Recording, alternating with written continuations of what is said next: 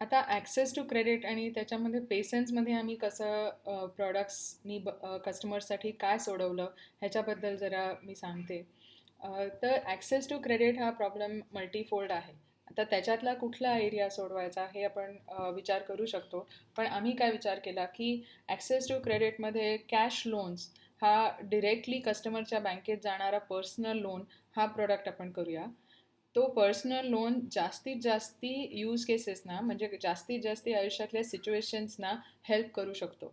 कोणी फॅमिलीज तो personal loan वेडिंगच्या खर्चासाठी घेतात, कोणी यूज्ड बाईक घ्यायला घेतात, कोणी घराचं रिनोव्हेशन करायला घेतात, कोणी काही प्रॉब्लेम झाला तर त्यांना एफ डी तोडायचे नसतात पण काही मेडिकल इश्यू झाला, ॲक्सिडेंट झाला वगैरे त्याच्यासाठी त्यांना लोन घेणं जास्ती बेटर वाटतं आणि ते करतात.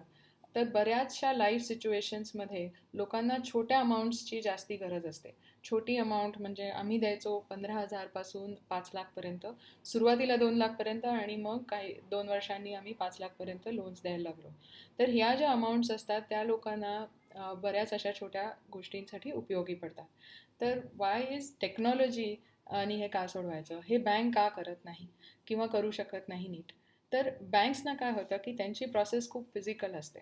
कुठल्याही लोन ॲप्लिकेशनला ते फिजिकली त्या कस्टमरला भेटणं, त्यांचं place of work, place of residence हे सगळं व्हेरीफाय करणं, हे सगळ्या एक एक गोष्टी त्या अंडर रायटिंगमध्ये जातात. म्हणजे लोनच्या असेसमेंटमध्ये जातात की हा लोन या माणसाला द्यायचा की नाही.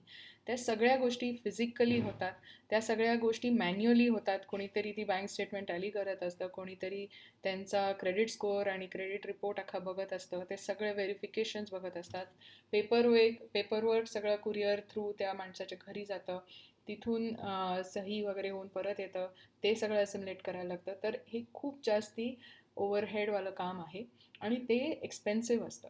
त्याचा खर्च बँकेला जास्ती होतो. त्याच्यामुळे त्यांना त्याच्यापासून अर्निंग जास्ती हवी असते, म्हणजे इंटरेस्ट जास्ती हवा असतो. त्याच्यामुळे त्यांना मोठा लोन देणं परवडतं.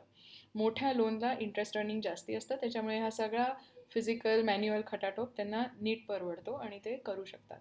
छोट्या लोन्सचं काय होतं की इनफॉर्मली घेतले जातात फ्रेंड्सकडून, फॅमिलीकडून आणि इंडियात खूप लोकांना मनी लेंडर्सचा त्रास असतो, त्यांच्याकडूनही घेतले जातात. कारण फॉर्मल इन्स्टिट्यूशन्समधून हे लोन्स मिळणं अवघड असतं आणि खूप जणांना अशक्य पण असतं. तर आम्ही हा प्रॉब्लेम घेतला आणि ह्याला टेक्नॉलॉजीनी कसं सॉल्व्ह करायचं ते बघितलं. कारण टेक्नॉलॉजीनी ह्याची कॉस्ट खरंच कमी आली आणि जर आपण ते करू शकलो तर हा खूप मोठा प्रॉडक्ट होऊ शकतो, खूप कस्टमर्सना याचा उपयोग होऊ शकतो. तर टेक्निका, तर वन थिंग इज कॉस्ट, दुसरी थिंग स्पीड आहे की हे खूप फास्ट होऊ शकतं टेकनी. आणि त्या ॲपवर कस्टमर येतो, तो सगळी स्वतःची डिटेल्स टाकतो. आम्ही through internet connections with other companies, through त्याला API कनेक्शन्स म्हणतात, आम्ही त्याचा क्रेडिट ब्युरो डेटा पूल करू शकतो, बँक डेटा पूल करू शकतो, of course all with the customers consent. आणि त्यांना नीट समजावून एक एक स्टेपमध्ये की आम्ही तुमची कुठली इन्फॉर्मेशन घेतो आहे, ते आम्ही कशासाठी घेतो आहे, हे आम्ही एक एक स्टेप नीट समजवतो आणि ते डेटा पिकअप करतो. ते डेटा ॲनालाइज सिस्टमच करते. त्या सिस्टमच्या डिसिजन मागे आम्ही तो लोन देतो. ह्याच्यात कुठल्याही माणसाचा डिसिजन मेकिंग पॉईंट नसतो. हे का इम्पॉर्टंट आहे? कारण जे बँक्स लोन देतात त्याच्यामध्ये बायस हा खूप मोठा प्रॉब्लेम आहे. बायस म्हणजे कसा की कोणीतरी बँकेत जातं, लोनसाठी अप्लाय करतं, तर बँकमधला मॅनेजर ठरवतो की हा माणूस कसा दिसतोय आणि मग ते जाऊन बघणार की तुम्ही कुठे राहता, मग ते कुठे नोकरी करता, मग ती कंपनी त्यांना आवडते का नाही, असे अनेक प्रकारांमध्ये पर्सनल बायस त्या बँकच्या कर्मचारीचा येतो. हे मी खूप जवळून पाहिलं आणि ते टेस्ट करायला मी पण भरपूर प्रकारचे उद्योग केले. तर म्हणजे मी अशी गेले असं गळ्यात घालून, कानात घालून, सलवार कमीज घालून, तर मला एवढी सर्व्हिस नाही मिळणार. अजून ह्याच्यात मंगळसूत्र आणि केस बांधून टिकली बिकली लावून गेले तर अजूनच सर्व्हिस खराब मिळते. ते म्हणतात की तुमचे बाबा आहेत का, नवरा आहे का, कोणी येणार डिसिजन करायला. आणि मी माझ्या ऑफिसच्या कपड्यांमध्ये किंवा वेस्टर्न आउटफिटमध्ये गेले, कोट बीट घालून गेले तर yes ma'am, what do you want, आपल्याला जे लोन पाहिजे ते मिळू शकतं. तर इतका छोट्या गोष्टीवर जर बायस असू शकतो, तर त्या माणसाच्या बॅकग्राऊंडवर, ते कुठे राहतात, काय करतात, ह्याच्यावर तर अनेक बायसेस आजच्या फिजिकल आणि मॅन्युअल सिस्टममध्ये असतात. तर टेक्नॉलॉजीनी ते बायसेस जातात. तुमचा डेटा बोलतोय. तुमच्या डेटानी जर तुम्ही अप्रूव्ह झालात तर तुम्हाला तो लोन मिळणार म्हणजे मिळणार. त्याच्यात पर्सनल बायस नाही आहे. आणि हे आमच्यासाठी खूप महत्त्वाची गोष्ट होती. हे आमचं मोठं डिफरन्शिएटर होतं आणि त्याच्यामुळे कस्टमर्स आमच्याकडे येतात. आजही त्या गोष्टीला ते कस्टमर्स खूप व्हॅल्यू करतात. तर ह्याच्यासाठी मला खूप लोकांनी हे जाणीव करून दिली. मी जेव्हा काही कंपनीजमध्ये जायचे, कॅफेटेरियामध्ये जायचे, मी पार्कमध्ये जायचे आणि चायच्या टपरीवर उभी राहायचे आणि येणाऱ्या लोकांशी बोलायचे की कुठल्या टाईपच्या कस्टमर्सना बँकेनी सर्व्हिसेस मिळत आहेत, काहींना नाही मिळत आहेत. तर असं लक्षात आलं की ज्यांची इन्कम साधारण 40-50 हजारापेक्षा कमी असते त्या लोकांना खरंच बँकेचे जास्ती सर्व्हिसेस नीट मिळत नाहीत. म्हणजे एक मुलगी माझ्याकडे बघून अगदी डोळ्यात बघून म्हणाली की but I am a good person. इतकी सिन्सिअर होती आणि ती म्हणली का मला सगळे बँक रिजेक्ट करतात. आणि खरंच असं आहे. म्हणजे खूप प्रॉब्लेम्स असे असतात. आणि मी जेव्हा काही पण अशी रिस्क पॉलिसी म्हणजे अंडररायटिंग पॉलिसी सोडवायला जाते, जेव्हा काहीतरी नवीन प्रोडक्ट बनवायला जाते, तेव्हा माझ्यासमोर नेहमी ती मुलगी येते की मी हिच्यासाठी सोडवते की नाही सोडवते. आणि अशा गोष्टी खूप इम्पॉर्टंट असतात. ॲज अ फाउंडर जेव्हा तुम्ही कुठली पण स्टार्टअप चालू करतात तेव्हा तो डीप कनेक्ट कस्टमरशी असलाच पाहिजे. तुमच्या प्रॉडक्ट आणि प्रोसेसमध्ये डीप कनेक्ट हा असलाच पाहिजे. तर ह्याच्यासाठी मला असं वाटतं की मी या फील्डमधून नव्हते. मी या बँकेच्या कुठल्याही सिस्टमशी कनेक्टेड नव्हते. मी फायनान्शियल किंवा क्रेडिट किंवा बँकिंग या बॅकग्राऊंडमधूनच नाही आहे. आणि ह्याचा मला खूप फायदा झाला कारण मी प्रत्येक गोष्टीला क्वेश्चन करू शकले. माझा जो कोफाउंडर आहे आमचा CEO प्रशांत रंगनाथन, तो पण असाच इंडियात वाढलेला पण बाहेर राहिलेला होता. तो पण टेक कंपनीजमध्ये काम करून सिनियर पोझिशन्समध्ये काम करून परत आलेला होता. सो वी कुड क्वेश्चन ईच अँड एव्हरीथिंग की हे असं का, आणि एवढे 30 पानांची अग्रीमेंट कशाला पाहिजे आणि एवढे त्याच्यावर 50 सिग्नेचर्स कशाला पाहिजे. आडवे सिग्नेचर्स प्रत्येक पानावर, आडवे सिग्नेचर्स, उभे सिग्नेचर्स, फोटोच्या अगेन्स्ट सिग्नेचर्स, हे सगळं कशाला पाहिजे, एवढे व्हेरिफिकेशन्स कशाला पाहिजे. जर डेटा स्ट्रॉंग आहे तर कशाला पाहिजे. जर डेटाच नसेल त्या माणसाबद्दल तर ठीक आहे. पण जिथे आपण करू शकतोय तिथे आपण कस्टमर्सना सगळ्यात इझी प्रोसेस करून देता आली पाहिजे. आणि हे आम्ही खूप प्रयत्न केला because of a very close connect with the customer.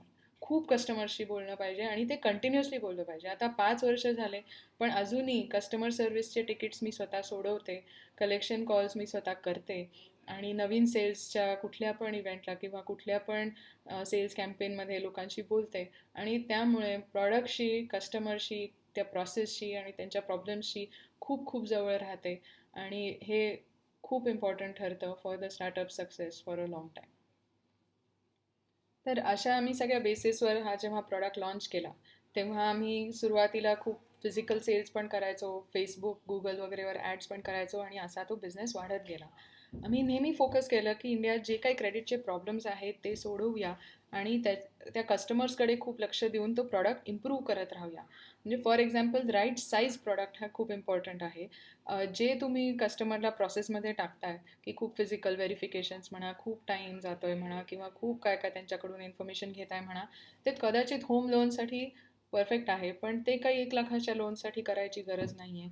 तर राईट साईज लोनला तुम्ही राईट प्रोसेस वापरणं हे खूप गरजेचं आहे आणि ते आम्ही खूप इम्प्रूव्हमेंट कंटिन्युअसली करत गेलो. राईट साईज लोनमध्ये हे पण असतं की कस्टमरला दरवेळेस तुम्ही 5 लाखाचा 10 लाखाचा लोन विकू नका. आणि खूप फायनान्शियल इन्स्टिट्यूशन्स तो प्रयत्न करता. आम्ही पूर्णपणे कस्टमरवर सोडतो की तुम्ही तुमचे हे सगळे लोन ऑप्शन्स आहेत. हा 15,000चा ऑप्शन आहे, हा 2 लाखाचा ऑप्शन आहे, हा 5 लाखाचा ऑप्शन आहे. त्याच्यात सुद्धा वेगवेगळे टाईम पिरियड्स आणि मग त्याला लागणारा इंटरेस्ट, हे खूप सिम्पल एक डॅशबोर्ड कस्टमरलाच देतो आणि कस्टमर फुल्ली चूज करू शकतो की त्यांना किती EMI भरायचा आहे मंथली, त्याच्यामुळे किती महिन्याचा आणि किती अमाऊंटचा लोन घ्यायचा आहे. आणि ते त्या गरजेप्रमाणे घेऊ शकतात. त्यांना कमी जास्तीची गरज नाही आहे. म्हणजे जास्ती लोन उगाचच कोणीतरी पुश करताय म्हणून तो घ्यायची गरज नाही आहे. ह्याच्याबरोबरच येतो राईट प्राईस. तर right size, right price, right process. तर राईट प्राईस म्हणजे काय, तर कस्टमरची रिस्क असेसमेंट एवढी डिटेलमध्ये झाली पाहिजे की त्या कस्टमरच्या रिस्कच्या हिशोबाने ती प्राईस ऑफ द लोन ठरली पाहिजे. आणि नॉट लाईक व्हेरी ब्लँकेट सगळ्यांना एक हाय प्राईस की हा इन्कम सेगमेंट असा आहे, या इन्कम सेगमेंटमध्ये रिस्क फार आहे तर आपण खूप प्राईस लावून टाकूया, कारण या कस्टमर्सना एनी वे कुठे लोन मिळायला त्रास होत असेल तर ते बिचारे घेतील. मग आपल्यामध्ये आणि सावकारांमध्ये किंवा मनी लेंडर्समध्ये काय फरक राहिला. तर ह्याच्यासाठी या राईट प्राईस या कॉन्सेप्टवर आम्ही खूप डेटानी खूप वेळ काम करतो आणि कंटिन्युअसली ते इम्प्रूव्ह होत आहे. आजही कंपनीमध्ये टीम्स आहेत जे ह्याच्यावर काम करत असतात आणि ते आम्हाला खूप इम्पॉर्टंट वाटतं, आमच्या कस्टमरला खूप इम्पॉर्टंट वाटतं. आणि आम्ही काय करतो की जसं जसं त्या कस्टमरची आम्हाला माहिती बेटर मिळत जाते because of their loan payment behaviour. म्हणजे बेस्ट माहिती लोन बाबतीत काय असते की कोण बरोबर वेळेवर पे करताय की नाही. आणि जसं आम्ही सपोज आम्हाला खूप कमी आधी माहिती मिळाली, तो त्यांचा अगदी फर्स्ट लोन असेल, त्यांची कुठेही काही हिस्ट्री नसेल, तर आम्ही कदाचित त्यांना एक छोटा लोन देऊ. सपोज 50,000चा लोन दिला आहे. जर तो 50,000चा लोन वेळोवार भरत गेला तर त्याला आम्ही मग पुढे मोठे मोठे लोन्स ऑफर करत जातो. तर हे जे सेकंड लोन्स थर्ड लोन्स त्यांना मिळतात ते अगदी एक क्लिकवर मिळतात, म्हणजे खूपच इन्स्टंटली त्यांच्या बँकेत जमा होतात. त्याच्यामुळे कस्टमर्सना आमचा प्रॉडक्ट खूप आवडतो, कारण इट्स अ लॉंगर रिलेशनशिप की मला जेव्हा गरज आहे तेव्हा मला माहिती आहे की I am behaving well with patience आणि पेशन्सकडे माझ्यासाठी क्रेडिट आहे. तर ह्याच्यामुळे आमचे कस्टमर्स आमच्याकडे खूप टिकून राहिले आहेत. त्यांच्या लाईफ सायकलमध्ये आम्ही पार्ट घेतला आहोत. माझा एक कस्टमर आहे ज्यांनी आमच्याकडून लोन घेतला होता त्याच्या लग्नासाठी, because he wanted to contribute आणि हेल्प हिज पेरेंट्स विथ लग्नाचा खर्च. आणि जेव्हा त्याला बेबी झाला तेव्हा त्याला अनप्लॅन्ड होतं, सिझेरियन करायला लागलं होतं लास्ट मिनिट, आणि त्याच्यामुळे त्याला हॉस्पिटलमध्ये उभे असताना literally before that operation ended त्याला तो लोन मिळाला होता आणि ही वॉज सो थँकफुल. आणि असे बरेच केसेस आहेत ज्यांना कस्टमर्स आम्हाला लिहितात, आम्हाला कळवतात की तुमच्या टीमनी खूप हेल्प केली आणि आम्हाला अगदी गरजेच्या वेळेस वेळेवर लोन मिळाला आणि खूप थँकफुल असतात. तर त्याच्यामुळे खूप समाधान वाटतं की काहीतरी चांगलं केलं आहे आपण, कोणाच्या तरी उपयोगी आलो आहोत. दुसरी गोष्ट म्हणजे ॲज अ कंपनी आम्ही जसं वाढत गेलो तसं आम्हाला वेळोवार फंडिंग मिळत गेलं, आमच्याबरोबरची लोकं वाढत गेली. आज पेसन्समध्ये 400+ एम्प्लॉईज आहेत. सुरुवात आम्ही केली ते 5-6 जणांनी, आणि आज त्या टीम्सबरोबर इतका जास्ती प्रेमाचा संबंध आहे की while they look at us as leaders, while they look at us as seniors, आणि ह्यांनी कंपनी लीड केली आहे तरी खूप प्रेमाचा संबंध आहे. तर त्या सगळ्यांना एकत्र करून त्यांच्याबरोबर एवढे वर्ष छान काम करून आणि त्यांचा सहवास लाभला, हेही मला खूप जास्ती समाधानाचं वाटतं. हे कदाचित मला अमेरिकेत दोन्ही समाधान नसते मिळाले, आणि त्याच्याबद्दल खूप ग्रेटफुल वाटतं की मी परत आले आणि हे करू शकले.